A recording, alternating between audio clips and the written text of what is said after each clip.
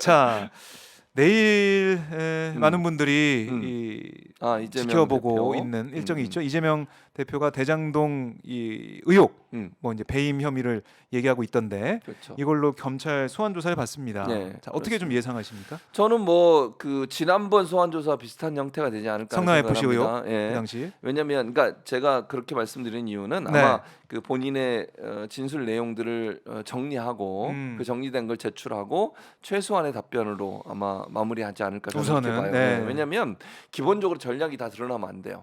아, 그러니까 재판 어차피 기소는 기정사실하니까 사실화됐어요. 재판에 기소는 뭐 해야 되니까. 할 겁니다. 저는 불구속 기소를 할 거라고 개인적으로 생각하는데 그래요. 구속영장 청구까지 하는 것은 정말 검찰이 무리수라고 보고 그렇게 네. 안 할 거라고 보지만 기소는 할 거예요. 기소는. 네. 구속영장 청구는 뭐 증거가 있어 구속영장 청구를 할 거 아니에요. 아, 그렇죠. 범죄에 상당한 소명이 안 되고 있기 때문에 그건 좀 어려울 거라고 저는 보는데 어쨌든 네. 기소는 할 겁니다. 기소가 전제돼 있는 상태에서 네. 너무 많은 얘기를 하게 되면 재판에 가서 전략이 노출될 수 있어요. 그래서 이제 그 이재명 대표 변호인과 함께 상의해서 네. 본인이 진술할 내용들을 쭉 아. 적고 지난번에도 그렇게 했잖아요. 그렇죠. 제출해주고 간단한 답변들. 예컨대 뭐 추가적인 질문 있을 때 아주 네. 짧게 네. 그렇게 답변할 가능성이 저는 있다고 보여지고요. 이제 저는 그 본인이 그렇게 얘기하셨어요. 이재명 대표께서 본인 변호사 단둘이만 갈 테니까 국회의원분들은 열심히 일하시면 된다. 네. 안 가면 저는 안 된다고 봅니다. 아, 안 가면 가야 안 된다. 된다. 그러니까 이건 지금 보니까 많이 가실 것 같아요. 가야 돼요. 예. 저는 가야 된다고 보고요. 의리가 네. 있지 사람들이. 그럼 되겠어요. 아니 그 제가 얘기했잖아요. 이재명 대표가 만약에 네. 범죄 혐의가 뭐 명확하게 드러나거나 돈을 받았거나 뇌물을 받았거나 무슨 뭐 개인이 착복하고 이런 게 있었으면 얘기를 해보라니까요. 없어요. 나온 게 있습니까 지금?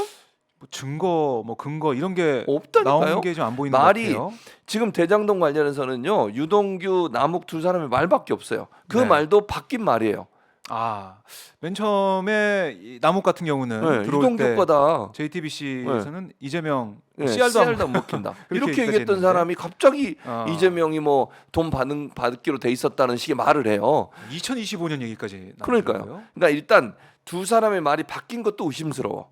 그 전에 진술하고 재판이 진행되고 있다가 지금 바뀐 거예요. 그렇죠. 이거 웃기지 않습니까? 네. 아니 이미 재판이 유동규가 이제 그 돈을 받은 뇌물을 받은 당사자라는 어떤 그 방향으로 진행이 되고 있었어요. 아, 그런데 갑자기 재판을 진행 중에 입장을 바꿔가지고 다시 수사를 해 검찰이. 네. 그래서 심지어는 무슨 말까지 했어요. 그 당시에 냈던 공소장 바꿔야 된다고 얘기까지 나왔어요. 그렇죠. 공소장에는 유동규 씨가 받은 걸로 이렇게 공장이 기록돼 있는 걸로 돼 있잖아요. 근데 추가 공소 그게 말이 되냐고요. 통해서. 그거부터 이상해요. 의심. 이상하다. 첫째 의심. 네. 두 번째. 자, 남욱이나 유동규 씨는 직접적으로 본 게 아니에요. 네. 그들이 하는 말은 대부분 누구한테 들은 말이에요? 김만배. 김만배. 그러니까 김만배라는 사람이 얘기했던 말을 근거로 본인들이 지금 옮겨서 들은 얘기를 하는 거예요. 아. 자, 박정우 기자가 나한테 해준 얘기를 내가 다른 사람한테 전해. 네. 이게 정확도가 얼마나 될까요? 거의 없죠. 거의 이거 보세요. 내 인격을 이김 팀장이 얘기하면 모르겠는데 나를 이런 식으로 어쨌든 누구 말을 전달할 때는요 말이 좀 붙여지기도 하고 MSG. 그럴 수 있잖아요. 들어가고. 충분히. 네. 아니 그러니까 본인이 직접 본 건 모르겠어. 본 게 그래요. 아니잖아요. 간접적으로 본 걸 얘기하다가 난 뭐 흥분하면 또 조금 말 덧붙이기도 하고 이러는 거예요. 그 말이 100% 친밀성을 가지려면 어떻게 해야 돼요? 원래 말을 했던 사람이 그렇게 얘기를 해야 돼요. 네. 지금 김만배 씨는 그런 얘기를 한 적이 없어요. 한 번도. 그렇죠. 이재명한테 돈을 주기로 했다든지 뭐 재판 과정에서 약속을 했다는 이런 얘기가 전혀 없어요. 없죠. 근데 무슨 근거가 있어요? 근거 없죠 거기도? 증거 네. 물증 없죠? 또 하나 한 단계를 더 넘어야 돼. 자, 그것도 유동규 남욱도 김만배한테 들은 얘기를 가지고 네. 돈을 누구한테 줬다고 얘기하냐면 김용, 정진상이에요. 음. 그들이 주장하는 주장이 이것도 아하. 이건 사실관계 확인도 안 된 거예요. 네. 이재명 주장이. 대표한테 직접 줬다거나 이재명 대표를 만나서 그런 얘기를 했다거나 이건 하나도 없어요. 네. 다 김용, 정진상을 통해서 간 거예요. 아하. 그러면 어떤 게 또 성립이 돼야 돼? 김용, 정진상이 내가 돈 받아 줬다는 게 성립이 돼야 돼. 그렇죠. 이 두 개가 성립이 안 돼요 지금. 그러니까 이게 연결고리가 안 진짜 보이죠? 안 없다니까요. 보이죠? 무슨 이해를 못 하겠어요. 나는 왜 이렇게 언론들이 마치 이재명 대표가 돈을 받은 것처럼 몰아가는지를 아무런 근거도 없고 네. 유동규 말, 남욱 씨 말 이 두 사람의 말만 가지고서 이렇게까지 할 수가 있을까 과연?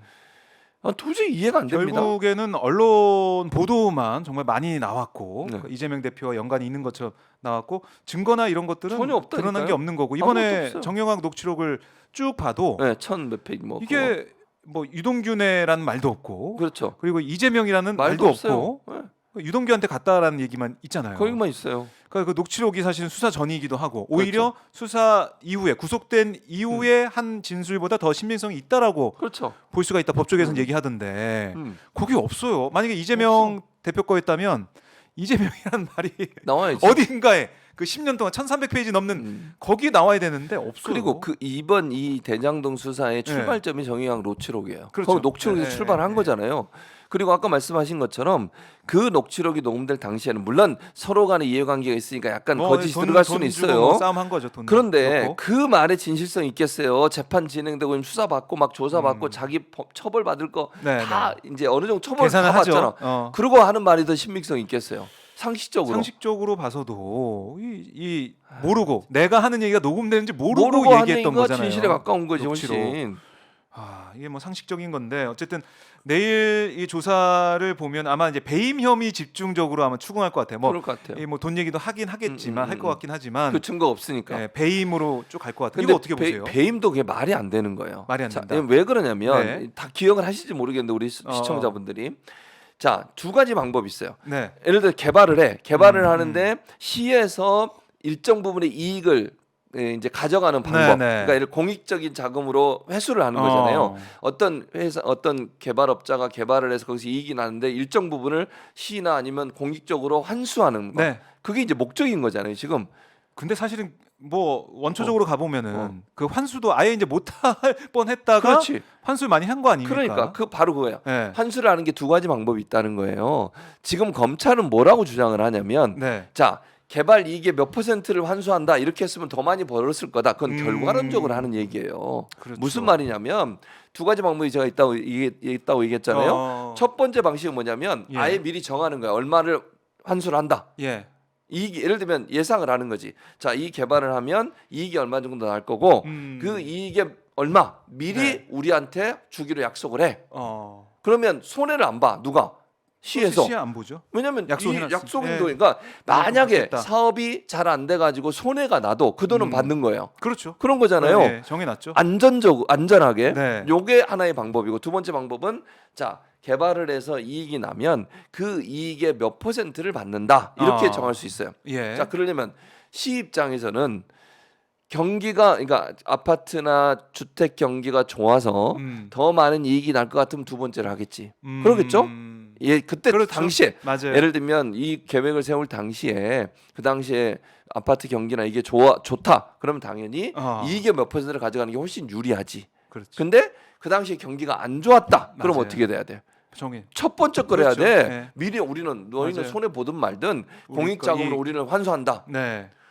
그 당시 아파트 그 전망이 어땠어요? 안 좋았어요. 그 당시에는 안 좋았죠. 지금 같은 침체기, 지금도 지금 맞아요. 하락기 들어섰다고 하는데 그건 여러 증거에 나와요. 음. 서울 심지어는 성남시의 당시 한나라당 의원들도 네. 안 좋다고 얘기했어요. 대장동 개발 사업은 그렇죠. 전망이 안 좋다. 근데 나중에 그게 집값이 나중에. 오른 바람에 이제 아무튼 돈을 많이 벌게 된 거예요. 하다가. 맞습니다. 그러면 시장 입장에서 네.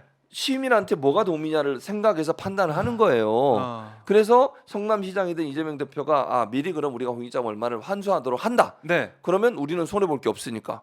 그리고 너희가 뭐 안전장치. 사업에서 돈이 많이 벌든 안 벌든 너희들 마음대로 하는데 대신 너희가 손해 나도 우리한테 줄 돈은 줘야 돼. 미리 돈을 받은 거예요. 그렇죠. 그게 배임이라는 거예요 지금. 결과론적으로 봐서 여기가 돈을 더 많이 벌었어. 근데 왜 그걸 안 했냐는 거죠. 자, 판단을요. 생각을 해보세요. 그 당시의 시점에서 상황이 어땠나를 보고 판단을 하는 거예요. 네. 그걸 보지 않고 판단하면 바보 멍충이지. 그렇지 않습니까? 그렇죠. 이거 어떻게 그리고- 압니까 미래를 또. 그리고 그 당시에 언론 기사 다 찾아보세요. 네. 경기가 안 좋다고 나와요. 심지어는 그 당시에 최경환 부총리인가요? 네. 뭐라 그랬어요? 집 많이 사라고. 빚내서 집 사라고 빚내서 했죠. 집 사라고. 그래서 금리도 낮춰주고 네. 그다음에 문턱도 낮춰줘서 은행에서 돈 빌릴 수 있는 기회도 많이 만들어줬잖아요. 네. 그 정도로 부동산 경기가 안 좋았을 때예요. 그리고 두 번째, 근데 나중에 이게 좋아져가지고 돈을 버내? 그리고 어떻게 했어요? 이재명 대표가 더 내놔. 더 내놔라. 더 뜯었죠. 그래가지고 욕했지 나무가고 유동규 나무가고 김만배가 네. 공산주의자라고 이거 더 뜯어갔다고. 그러니까요. 이미 돈 내기로 한 것보다 더 뜯어갔다. 이게- 그렇게까지 얘기했어요. 이게 대선 때부터 했던 얘기고 속 터졌을 많이 때. 들었는데 아니 이걸 근데 가지고. 이게 배임이라면 그 당시에 정책적 판단한 게 잘못됐다는 거잖아요. 무슨 네. 근거로 그런 얘기를 하는 거예요? 그러면 그 논리가 맞으려면요. 그 당시에 부동산 경기가 화랑이었고 네. 그 당시에 전망 자체가 화랑이 될 거라는 전망이 있었어야 돼요. 있었음에도 불구하고 이거밖에 안 가져갔으니까 그렇지. 배임이다. 이렇게 하는 게 논리적으로 맞는데 맞죠? 이제 와서 결과론적으로 올랐으니까 왜 그 당시에 이렇게 했냐라고 그건 말이 안 배임으로 된다는 거지. 따져 묻는다는 건 말이 안 되고. 두 번째. 네. 그러니까 이제 이게 말이 안 되니까 뭐라고 얘기한 줄 아세요? 뭐래요? 밑에서 개발 일틈 그 안타깝게 사망하신 그 김문기 씨가 네. 있었던 그 팀에서 제안을 했다는 거야. 계약할 때 이익이 남으면 이익 몇 %를 내자고 제안을 했는데 그걸 했는데, 묵살했다는 거야. 근데 이게 또 그 팀에 있었던 사람의 증언이에요. 네. 뭐라고 얘기하냐면 팀원 중에 한 명이 그런 제안을 했지만 그 팀에서 그 누구한테인가 내가 지금 정확히 정영학인지 또 한 사람 있잖아요. 변호사 정민용한테 얘기를 했는데 네. 정민용이 그거는 그렇게 될 가능성이 낮기 때문에 안 해도 됩니다라고 얘기해서 그 선에서 마무리가 된 거예요. 시장한테 보고가 안 됐고 네. 아예 문서를 만들 때 계약서를 만들 때 그 내용은 들어가지도 않은 거야.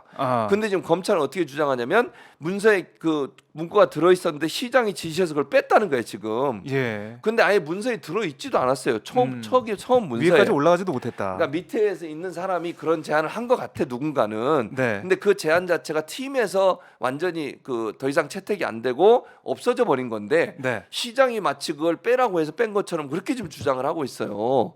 이것도 말이 안 된다는 얘기예요. 자, 이 두 가지 말씀 좀 들어봤는데 내일 조사를 한 다음에 뭐 기소는 기정사실하니까 재판 과정에서 다툴 것 같아요. 하지만 뭐 기소까지만 하면은 어떻게 보면 뭐 성공이다 이런 생각을 검찰에서 하는 게 아니냐 이런 지적도 나오고 있는 상황이니까 좀 봐야 될 것 같고 내일 제가 현장에 가니까 현장에 가죠. 현장에 아침에 내일 근데 영하 13도라고 하더라고요. 따뜻하게 입고 와. 걱정이 되는데 네. 자, 시청자분들 현장에 오시면은 또 네. 아는 채 해주시면 제가 또 힘이 박정호에게 날 것 같습니다. 그렇죠. 내일 아침에 현장에서 아니면 또 이 방송에서 뵙도록 하겠고요. 예.